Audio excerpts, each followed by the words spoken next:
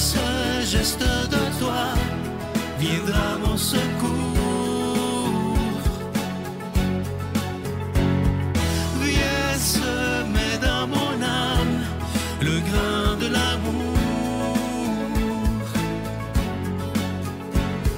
Je traverse un désert et je meurs de soif. Montre-moi le mystère qui garde la foi. Bonjour, bienvenue à votre émission La Victoire de l'amour en ce samedi 30 novembre 2024. J'espère que vous vous portez bien chez vous.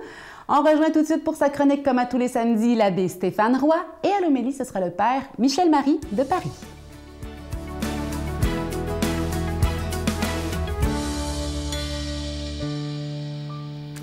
Bonjour à toi, bon samedi, bienvenue à cette chronique sur les chemins du cœur. Tu as peut-être lu, tu en as peut-être entendu parler. J'ai écrit au mois de septembre passé une lettre pour la victoire. Je t'invite d'ailleurs, si tu ne l'as pas vue, à aller sur le site internet de la Victoire de l'amour et à la regarder. Et j'y parle de quelque chose que j'ai vécu. Honnêtement, je me rappelle, je pourrais même te dire le coin de rue. C'est-à-dire, je m'en allais au travail le matin, en voiture. Puis, à Montréal, il y a beaucoup de lumière. C'est que j'arrête à un coin. On est dans le trafic un matin, comme tous les matins de la semaine. Puis, je regarde par la fenêtre, puis je vois un jeune adulte, pas un enfant, d'origine sans doute indienne, puis qui envoie la main à quelqu'un. Avec, je dis ça à rouge, puis là, j'essaie de voir à qui a envoyé la main. Puis je vois pas. Non seulement parce qu'il y a d'autres voitures devant moi, mais je vois pas. Puis là, tout d'un coup, je me retourne vers le jeune, puis là, il n'envoie plus la main, mais il fait... Il envoie des bisous volants. Puis honnêtement, j'ai trouvé ça cute au bout. Que ce gars-là envoie des bisous volants. Puis là, je me suis dit, mais à qui envoie ces... Puis j'ai pas vu. Puis ça m'a inspiré ma lettre de septembre, dans laquelle je dis, puis toi, t'en envoies-tu des bisous volants? Hein? On fait ça parfois aux enfants, hein? Quand ils viennent nous voir, puis ils s'en vont dans l'auto, hein? Ils nous envoient des bisous volants. Mais dans ma lettre, je suggère que ce geste-là soit un geste de prière. Parce que, de fait, envoyer un baiser, c'est envoyer de l'amour. C'est dire à celui ou celle qui le reçoit, qui le voit, « Hey, regarde, je t'aime. Je t'apporterai à ma bouche. Je porterai ma bouche à ta joue, à ton front, ou peut-être même à tes lèvres. Je t'envoie un bisou volant. » Et ça peut être tellement un beau geste de prière que quand, à la suite de cet épisode-là, je me suis surpris à envoyer dans le monde des bisous volants. Puis, bien sûr, tu peux le faire en pensant à une amie qui est à l'hôpital, qui est malade. Mais tu peux le faire aussi je te dirais, en jetant ça dans l'univers. Hein, c'est une formule qu'on entend souvent aujourd'hui. Je pitche ça dans l'univers, je lance ça dans l'univers.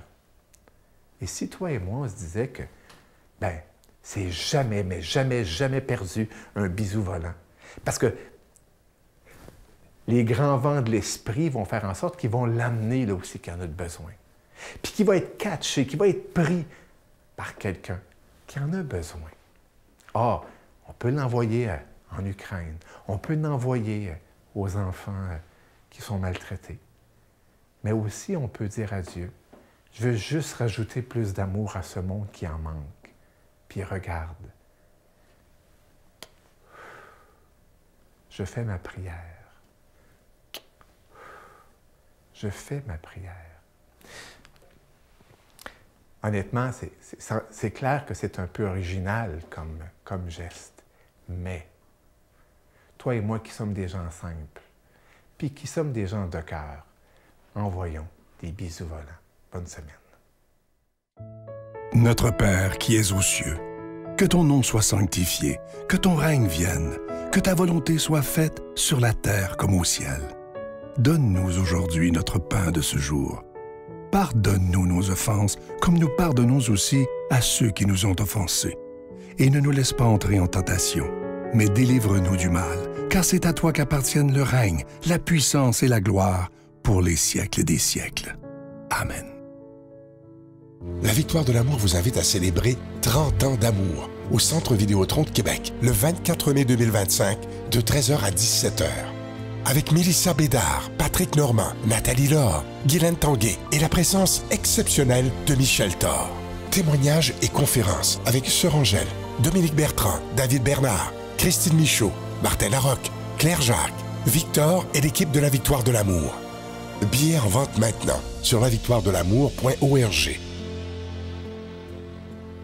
Je vous rappelle le cadeau et les cadeaux du mois pour le mois de novembre. Je les ai présentés au Téléthon la semaine dernière. Évidemment, il y a cette magnifique carte de Marie qui est en acier inoxydable. Vous la voyez à l'écran. C'est de toute beauté. Cette carte, elle est déjà bénie. Il y a évidemment cette carte de Jésus que vous avez tellement, tellement aimée. Le bracelet en pierre volcanique blanche, il est extraordinaire. On avait eu le noir l'année dernière. Là, c'est la pierre blanche cette année, ornée d'une petite croix qui est en acier inoxydable, donc ça ne ternira pas. Et pour le cadeau de décembre que je vous présente maintenant, il s'agit de ce très beau pendentif de la Croix de l'Espérance qui est en acier inoxydable, orné de beaux petits zircons, ça inclut la chaîne, et tous ces objets sont déjà bénis. Je prends le temps de vous dire merci de tout cœur de ce que vous faites pour la Victoire de l'amour en cette période de Noël. Merci de votre offrande spéciale de Noël. Et vous savez, les suggestions que je vous donne, ça peut être une façon de faire de très, très beaux cadeaux, mais qui ont un sens et qui feront beaucoup de bien aux personnes qui le recevront. Merci de tout mon cœur de donner des mains à la Providence. Et voici comment vous les procurer.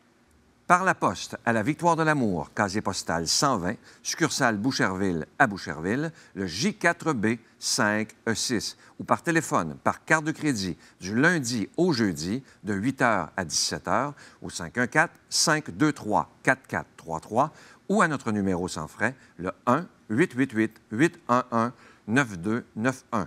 Également sur notre site Internet, le www.lavictoiredelamour.org. Avec votre don, vous recevrez aussi un reçu pour fin d'impôt. Merci de donner des mains à la Providence. Merci d'investir dans votre foi.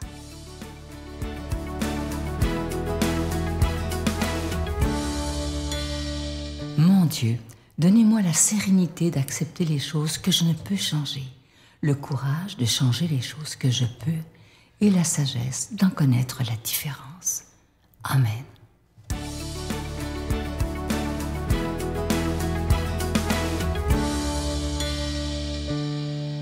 Mes frères bien-aimés, je vous retrouve comme toujours chaque semaine avec beaucoup de joie et il me plaît aujourd'hui de vous le redire encore. Aujourd'hui, nous marchons ensemble au long de la mer de Galilée en compagnie de Jésus, en étant donc en bonne compagnie. Que fait-il? Que pense-t-il? Nous ne le savons pas, et tant mieux, car nous n'avons pas à tout savoir. Mais quelle maladie aujourd'hui que cette transparence! C'est son secret et il est bien gardé. Soudain, il s'arrête et il aperçoit au loin deux garçons qui, dans leur barque, à quelques mètres du rivage, jettent leur filet. Le geste est magnifique parce qu'il est ample et il est si beau que le Christ prend appui sur ce geste pour lancer de toute sa voix « Venez à ma suite et je vous ferai pécheurs d'hommes ». Quelle phrase extraordinaire que vous et moi, nous devons laisser retentir en nous, car c'est là toute notre mission. J'ai bien dit notre mission, pas ma mission, la nôtre. Nous sommes des pécheurs. D'abord, sur le plan moral, ça c'est une vérité. À part la Sainte Vierge, tout le monde est dans le même sac, car dans le sac poubelle de notre âme, il y a de nombreux manques de charité, et je m'en tiens à ça. Et ensuite, nous sommes aussi des pécheurs d'âme, en essayant par notre présence, nos actes et nos paroles, d'orienter le cœur humain en direction de Dieu notre Père. Eh bien, laissez-moi vous dire que les deux apôtres de ce jour, qui sont des frères, il s'agit donc de Pierre et d'André, dont c'est la fête aujourd'hui, c'est la Saint-André, eh bien, ils étaient tous les deux des pécheurs sur le plan moral et des pécheurs d'âme selon la volonté du Christ. C'est dire que leurs péchés n'ont pas conduit le Christ à se détourner d'eux, et à choisir, je ne sais pas moi, les plus vertueux de la bande. Pierre et André sont donc des hommes comme vous et moi, ni moins bons ni meilleurs. Pensez que Pierre commettra même une faute énorme au jour de l'arrestation du Christ, je ne vous apprends rien, en le reniant à 3 reprises. Et cela n'a pas empêché ce dernier, ce Jésus, de lui confier l'Église. Quant à André, je vous rappelle qu'il était un disciple de Jean-Baptiste, signe qu'il éprouvait le besoin de suivre un maître et de se bonifier à son contact. Mais quand donc comprendrons-nous que Dieu travaille avec des êtres imparfaits? Aussi ne nous étonnons pas quand tout à coup nous apprenons que tel serviteur ou telle servante de Dieu a tel défaut ou a commis une faute. Du pape au dernier des baptisés, tout le monde est imparfait. Ce qui compte, c'est de se corriger, bien sûr, et de répondre à l'appel de Jésus, qui se résume ainsi « Venez à ma suite ». C'est une très belle phrase, « Venez à ma suite ». Il s'agit donc de suivre le Christ, de suivre son évangile, d'adhérer à ses pensées qui doivent devenir les nôtres, jusqu'à s'emparer du plus concret de nos actes et de nos gestes, de nos pensées diffusées. Et c'est en suivant Jésus, en écoutant sa voix, que nos péchés s'affaibliront en nous. Voilà. Mais de toute manière, quoi qu'il en sera de nos efforts, nous resterons tous des pécheurs. Mais je l'espère, blottis dans les bras du Christ, qui nous consolera de nos défauts, sans nous en tenir vraiment rigueur. Il est lui aussi un bon Père. Pierre a d'ailleurs fait une mort admirable, et André l'a suivi dans le don de sa personne jusqu'à mourir crucifié comme son maître le Christ. Un jour, je me souviens, Jean-Paul II avait réuni un grand nombre d'évêques et des prêtres d'ailleurs, qui devant lui ont décrit la situation des pays européens marqués par la perte de la foi. Et finalement, la question revenait à celle-ci, que pouvons-nous faire, très saint Père? Eh bien, c'est simple, répondit saint Jean-Paul II, il faut se mettre au travail. Voilà l'essentiel. Et je crois qu'en s'exprimant ainsi, il rejoignait le Christ Jésus, qui ne prit pas le risque de prendre des paresseux à sa suite. Il a choisi d'ailleurs des travailleurs manuels, habitués à l'effort. Mais si, chers amis, et fils de Dieu, c'est votre plus beau titre, le monde nous est confié, mais attention, pas la planète entière, on parle toujours de la planète entière, mais le périmètre où nous habitons, dans ce lac plus ou moins large où nous naviguons. Essayons de ramener quelques petits poissons par notre gentillesse, notre bonté, notre compréhension des êtres, notre indulgence, notre douceur, que sais-je, notre sourire, notre esprit de service, notre prière secrète. Ce sont là les mailles du filet de l'amour qui doit emporter le cœur humain jusqu'à Dieu. Aidez-moi à vivre ce que je vous ai dit aujourd'hui. Je vous embrasse comme j'aime le faire toujours et je vous bénis avec Marie, la reine des apôtres. Amen. Je vous salue Marie, pleine de grâce. Le Seigneur est avec vous.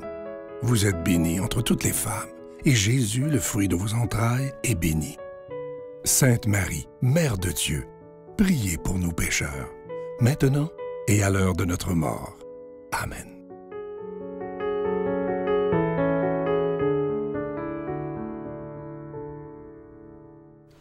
Ça y est, dès demain, on entre dans le temps de l'Avent pour nous préparer à Noël. La carte de la Vierge Marie est un très bon moyen, ça s'offre en cadeau aussi, mais pour soi-même, pour donner le vrai sens de Noël. Marie qui nous dit « Mon enfant, je suis toujours près de toi et je t'aime, ta mère ».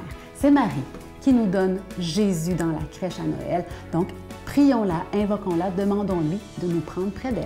Bonne journée. J'ai angoissé beaucoup dans la dernière année pour différentes raisons, entre autres pour des gens près de moi, là. Puis ça sert à rien.